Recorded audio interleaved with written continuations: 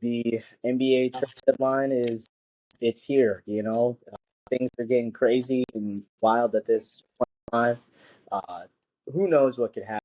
It's only 5 days left until the deadline officially, and been some crazy trades that have happened in the last 24 hours, Grant. So we will talk about those and give our thoughts and opinions real fast, and just a short episode here on Ballin Out. So yeah, this first one, obviously, Grant, it deals with your team. So last night, everybody thought Shams was hacked. Didn't think it was real. To that the Dallas Mavericks traded Doncic, Maxi Kleber, Markieff Morris, the Los Angeles Lakers, Davis, Max Christie, 2029 first round pick. And the third team deal included Utah, Jalen Woods, Sosafino, a Clippers second round, and a Mavericks second round. They'll go to the Mavericks in this deal, or I'm sorry, in the chat. Yeah, I mean, let me get your thoughts. From the Lakers' perspective, I should say. Yeah, so okay. I mean, obviously, last night there was a movie. I'm sitting there. I was out at the bar with my parents, whatnot, having a good time, and all of a sudden, I saw your text go through, and I was like, there's just like there's no way this is actually serious. I called you immediately. I was like, Shawn, like, no, you lying, bro. I was like, don't do this to me right now. And no, sure enough, bro, like you said, I mean, everyone thought Shams was hacked, all this stuff. So I'm still like actually like processing everything still. Like it's actually like it does not feel real, to be honest with you. Like I just like it's like seeing all the pictures, like him in the Lakers jersey. It's just like what the heck? Yeah, right. So it's still like just like the initial thing I will say is just definitely shocked. Now kind of going into the trade here, like I'll say, I don't know. I don't hate the move at all. Obviously, I'm not like just saying this is bad, but like the Lakers definitely this doesn't like it can't just be the only trade they do. Mhm. They have to add another piece as well, I believe. They have to get that center still, like I was saying, someone defensive minded there. Um, because I mean, as good as Luka Doncic is, and again, I could talk about how good he is. I could say all this and that, and I think he will be fantastic with the Lakers, no doubt about that. He is. The Lakers are setting themselves up too for the future in terms of Luka Doncic is going to be your guy. You can build around him if Rob Pelinka decides he wants to do that, and I think that's fantastic from that point of view. Decide that I think kind of is definitely going to show. And I think this is why we need to definitely kind of fix it right now. Lakers don't really have no defense, like absolutely no defense, and it's gonna show because Anthony Davis I mean, he just held it down in the paint down. I mean, he was probably one of the better rim defenders out there in the league, if not like the best at the moment. And so yeah, so losing him is really going to suck from that point of view, just because again, him and LeBron already had such great chemistry there. It was fantastic. Um, but yeah, the the big man is still kind of my whole key with it here. Like I said, I could go on and on about all the good things Luka Doncic is going to bring. I think that's just obvious. I'm not even going to talk about that. I think that's just everyone knows how he's going to perform on the offensive side of things if he can stay healthy. And then kind of stay out there.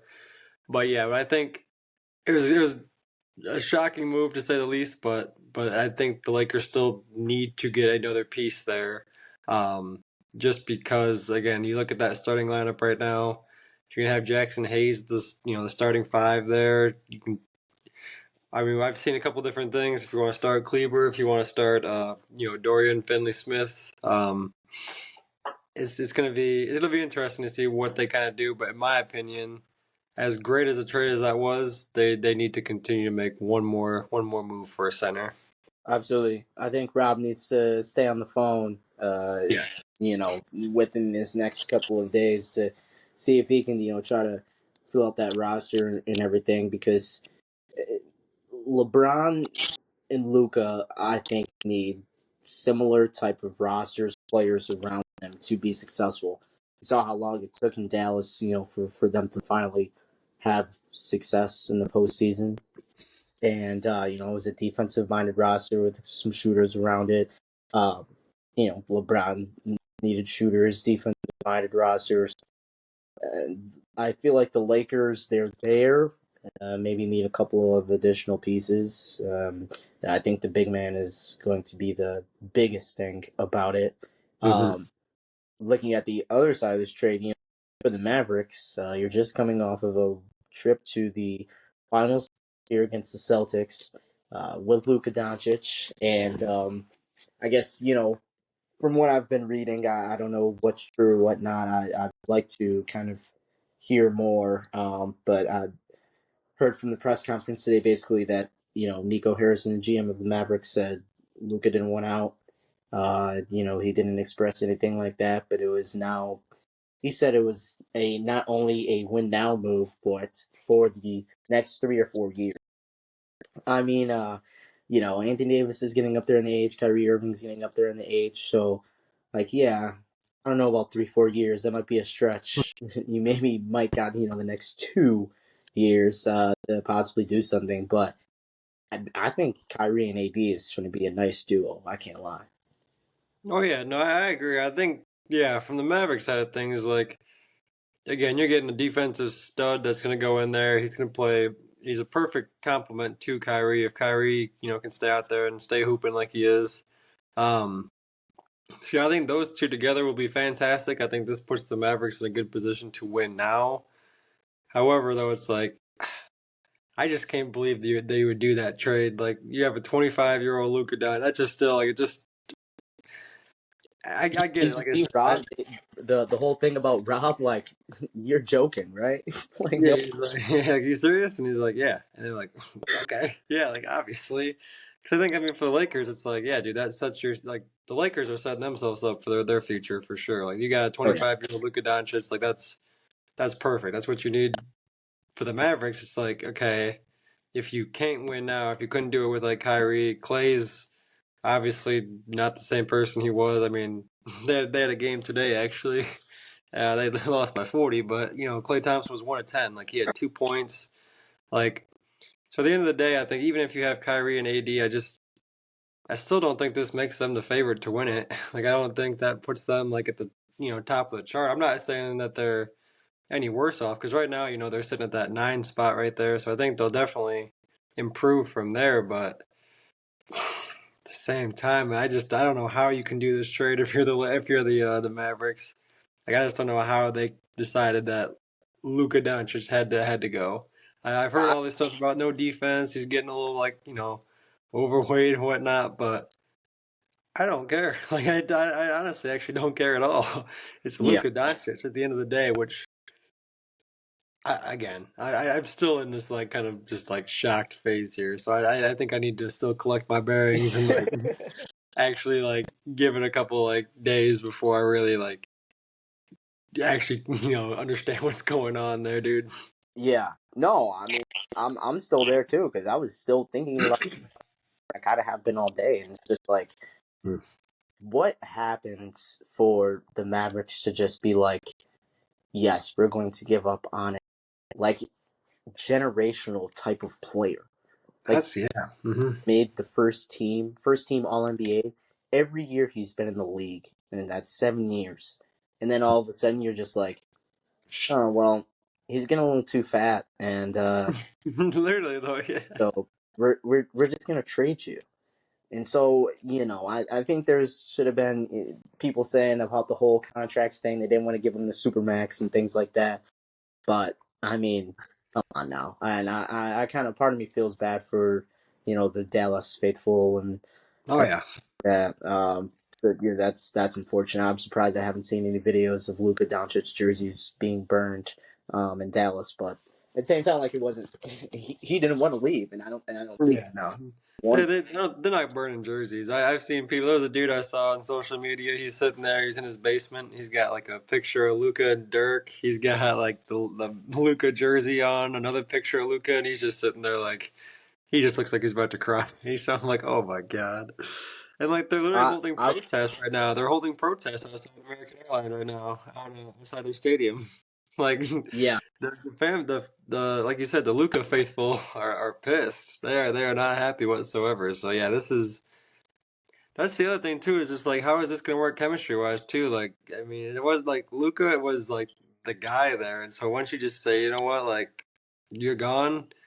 I don't know. It just sets a different type of precedent. You know, it's like, does that mean any of us can like just be up and gone just like that? So I don't know. I think like the other side of that too is just like the actual team chemistry. Now I don't. Does that affect anything? Like, well, I guess we'll see. Because I know whoever I was watching today, it was the Celtics and Sixers. They were, of course, everyone's talking about this game. Everyone's talking about this trade, and so they were mentioning how the Mavericks players were basically just like in shock. Like they had a team meeting that like this morning and whatnot, talked about everything, but it was just like whoa. Yeah, So yeah, I'm curious to see how that kind of trickle down effect goes. I'd like to see how at, at least the last 48 hours before the trade was announced and everything kind of Mm. do it, and I'd go back, really to when Luca's been out, and that was about Christmas time. So I'd like to, kind of hear from his side, essentially Hmm. what kind of happened and everything like that. Real quick before we talk about this other trade that just happened tonight, actually, LeBron, he apparently he didn't know about the trade and everything like that, just like everyone else. Um, he said that he's going to stay in the Lakers at the Lakers for the rest of the season. I know you're a Brown fan. Do you think he should, you know, finish? Let's say this is his last year or whatnot. Do you think he should finish it out in, LA, or should he go, somewhere and be like, if ever all this is happening, let me, try and go win one more seriously with like Steph or something like that.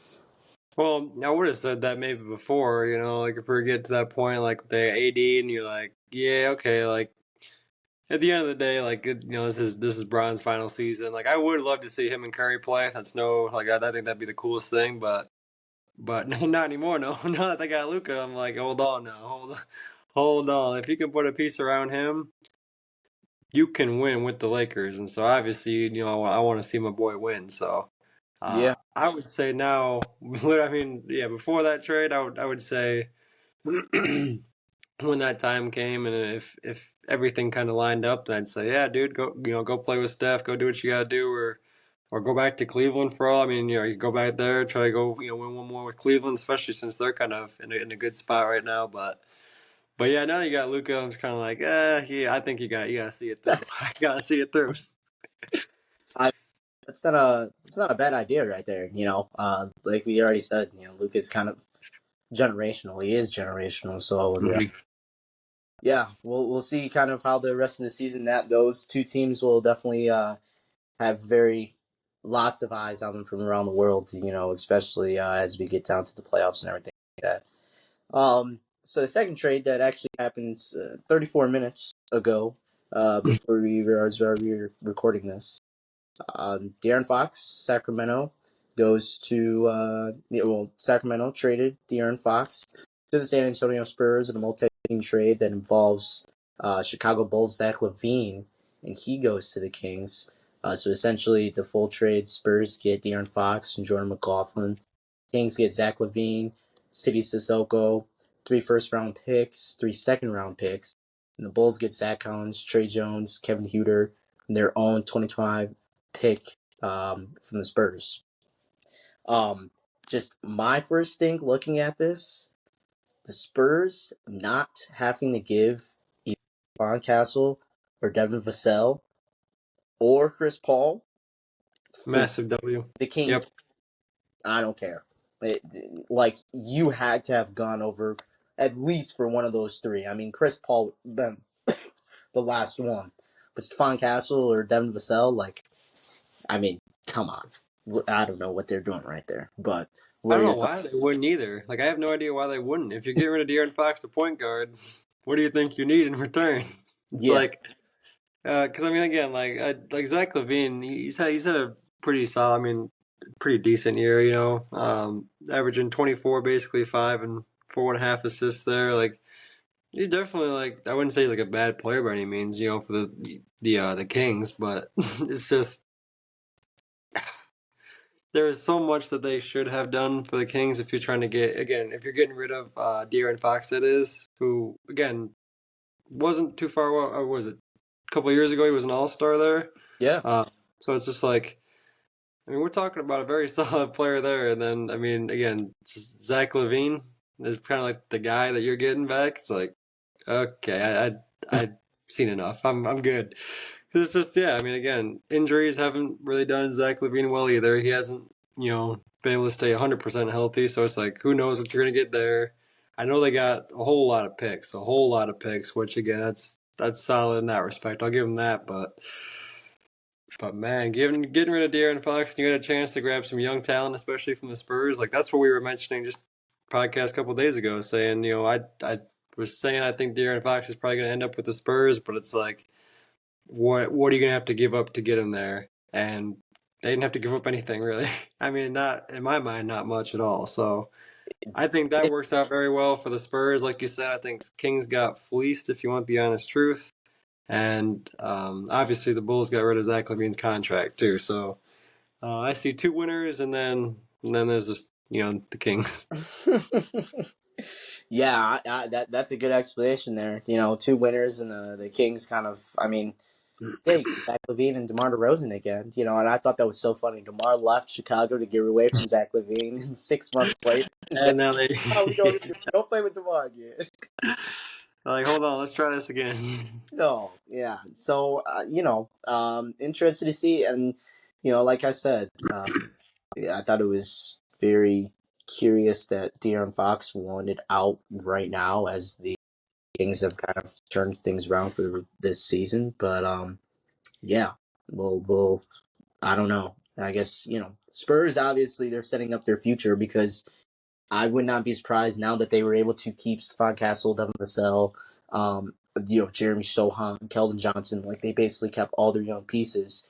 They can Now, make more trades. young piece you can go get, an all-star, superstar type of player. Darren Fox, Wemby, and whoever that guy is. I mean, yeah, I've been right. Yeah. The Spurs might be building something right there. That might be the next Spurs dynasty. I mean, now looking at it, I mean, the way Wemby's been playing this year, I'll give him that. The dude's been an absolute animal. I mean, he is going to be a generational player, and I always look forward to actually watching him play. Yeah, I don't know if you watched any like that Spurs Bucks game whenever they played, and Yep. that was just fantastic. So just seeing that, and then you're also going to pair him now with De'Aaron Fox, like out in transition is going to be extremely lethal. Already in half court, like they already got like one of the best defensive. Like I would say, he is the best defensive rim player out there Mm-hmm. right now. Obviously, I was mentioning AD's up there, but like no, Wemby is that dude when it comes down to it. So like you said, Spurs might be building a little dynasty over there. They might try to be doing something. Yeah. No, so yeah, this was just a quick emergency pod, real fast. Talking about Sunday's trades that happened. Like I said, the deadline is February 6th on this coming Thursday. After what happened last night, I don't know what could happen anymore. So I don't know if, like any predictions or anything like that. Like we have, like you said, the podcast we did the other day, that episode hasn't even dropped yet. So once that gets out and the prediction that's thrown out the window. I'm just letting the people. Yeah, no, I was just saying that might not even air. We might not even air that because yeah, even in that podcast, I said I don't think Rob Pelinka is going to do too much. And then he's like, hold my beer. Yeah, pulled the trigger and man out of like hmm left. No one expected that. So yeah, it's only gonna get crazier from here. The next couple of days, I'll definitely be having my post notifications on and things like that. So we will see kind of what happens in the rest of the NBA. But until then, we will catch you guys next.